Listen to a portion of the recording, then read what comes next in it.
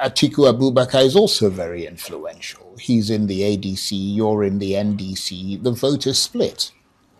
Now, we must still work together before the election. You see, I personally, and I think even Obi himself, decided to leave ADC not because we are fighting with Atiku or anybody there. We decided to leave that party because we realized that there are some issues. As it stands now, they have 3 major issues, which we believe from our own side are very difficult to resolve and field candidates. Now, people have to be flexible. You have to work. This is our time. And whatever advantages and disadvantages that are on the ground, you have to look at them. So mainly, we decided to leave the party because of those issues. And our leadership in the North to say, okay, who do we think is capable? Who can come and work together with us honestly so that we can move this country? And along the line, we realized that peterobi at forefront of it, and that's why we all accepted to work together. And if you are new here, please hit that subscribe button. Something shifted in Nigerian opposition politics this week, and if you are not paying attention, you will miss the moment it happened.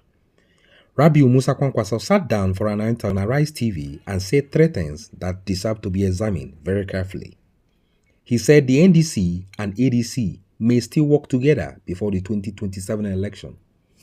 He said northern leaders assessed the field and concluded that peterobi is the most capable person to rescue Nigeria. And he said he is prepared to serve peterobi as his vice president. 3 statements, 1 interview, and none of them should be taken lightly. Let us start from the beginning. Only months ago, the ADC appeared positioned to become the main coalition vehicle for several opposition leaders seeking a broad alliance against the APC ahead of 2027. Atiku was there, El-Rufai was there, David Mark was leading. Then the cracks appeared. Internal leadership disputes and legal battles weakened that plan. The situation became more complicated after the Supreme Court gave the ADC temporary relief but sent its deeper leadership crisis back to the Federal High Court. And Obi and Kwankwaso did not wait around for the building to fall on their heads. On Sunday, May 3rd, both men formally joined the Nigerian Democratic Congress. 2 days later, 17 members of the House of Rep defected to the NDC. 2 senators followed. The Senate's minority whip joined as well. A party registered only in February 2026 has suddenly become the hottest address in Nigerian opposition party politics. And yet, people were asking the same uncomfortable question. Does this split the opposition and hand Tinubu a free pass in 2027? Kwankwaso has a direct answer. He said, now we may still work before the election. I personally, and I think even Obi himself, decided to leave ADC not because we were fighting with Atiku or anybody there. We decided to leave that party because we realized that there are some issues.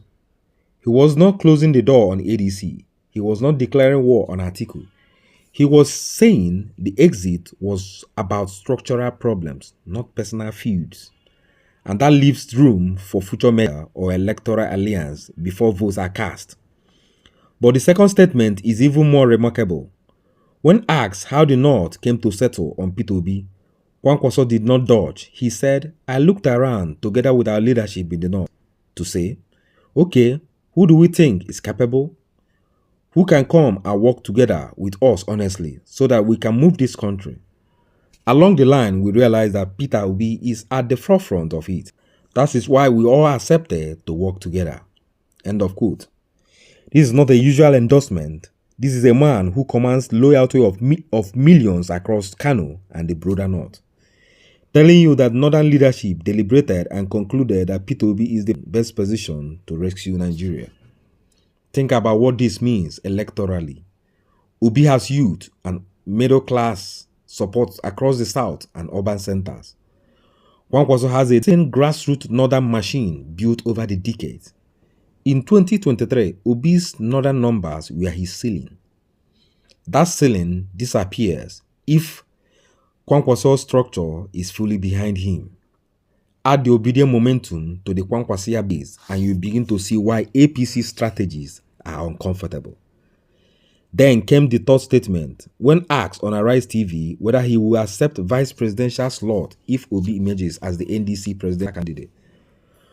Kwankwaso responded in an affirmative. He said before that he is politically bigger than Obi, that he's an elder brother, a PhD holder, and yet his answer was yes. He explained the problem people are having, especially leaders, is that they are too greedy to the extent that they begin to have issues. There is so much to do, you don't fight your deputy. That is the language of a man who has decided that what matters more than title.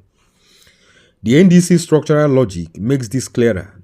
The party zone is 2027 presidential ticket to the southern Nigeria for a single 4-year term, while reserving the vice presidential slot for the north. The implied arrangement is straightforward.